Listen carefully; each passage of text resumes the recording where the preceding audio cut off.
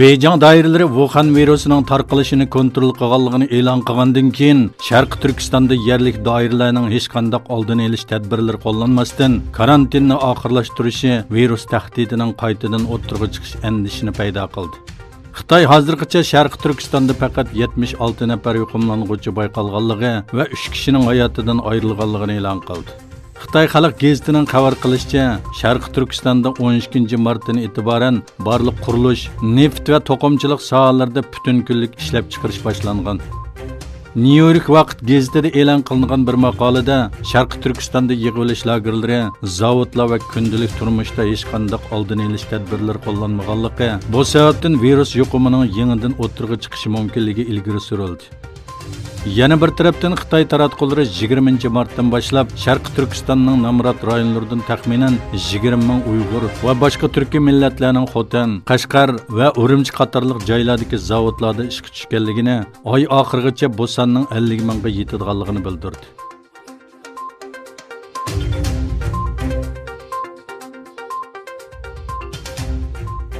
Türkiye aktif kanalda berildiğin Ochiq Söz namlı programmasida Wuhan virusi haqida mulohaza ib borgan jurnalist To'g'rul Salman o'g'li Xitoyning Sharq Turkistondagi bostirishlarga ishorat qilib, yuz berayotgan bu ishlarning orqasida Sharq Turkistonda bolalarning oldida tutib ketilib yig'ilish lagerlariga qamalgan mazlum dadalarning "Ya Rabbim, biz ojiz, sen kuchlisan, bizning intiqomimizni ib bergan duolarining borlig'iga ishonaman" dedi.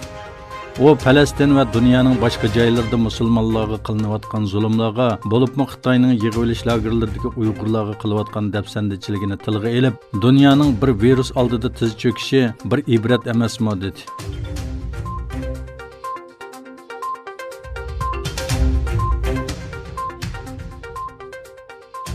Angliyada Boris Johnson hukumatining Wuhan virusi sababli Xitoyga g'azablanganligi va bu krizisdan keyin Xitoy bilan hisoblashadiganligi o'ttirg'i chiqdi.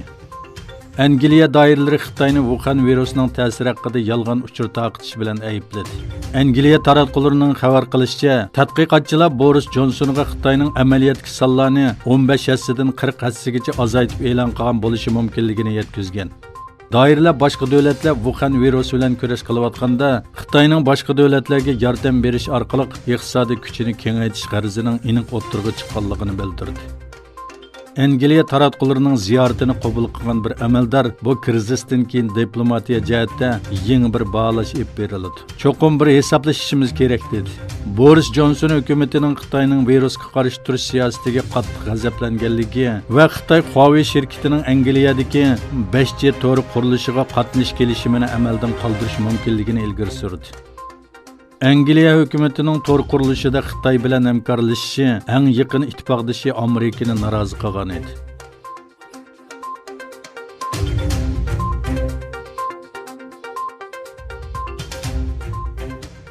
Amerika prezidenti Donald Trump bilan Rossiya prezidenti Putin xalqaro neft krizisi haqida telefon ziyorati qildi. Oqsaroy bayonotchisi Dardi Trump bilan Putinning Wuhan virusi va dunyo neft krizisi haqida Oqsaroy bayonotchisi Dardi Trump bilan Putinning Xitoy virusi va dunyo neft krizisi haqida mulohaza qilganligini aytdi. U har ikki rahbarning energiya bozorlarining muqimligini qo'g'dashning muhim ekanligi haqida fikr birdakligi hosil qilganligini bildirdi. Bu haqda Kremlin sarayidan e'lon qilingan bayonotda Putin bilan Trumpning neft bozorining navbatdagi ahvoli haqida fikr almashtirganligi va bu vaqtdagi munozaralarni energiya ministri orqali davomlashtirish haqida kelishganligi bildirildi.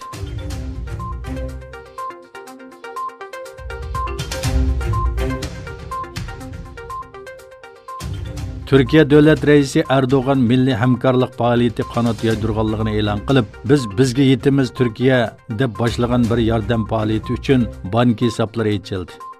Men 7 oylik maoshimni bu faoliyatga bag'ishladim. Kabinет a'zolari va atrofdagilar 5 million 200 ming lira iona qildi dedi.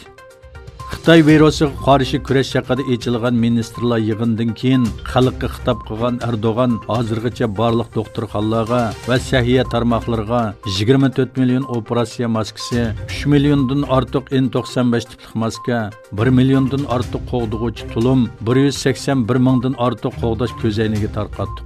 Bu materiallarning ishlab chiqarishini texnik kuchaytirish imkoniyatimiz bor dedi.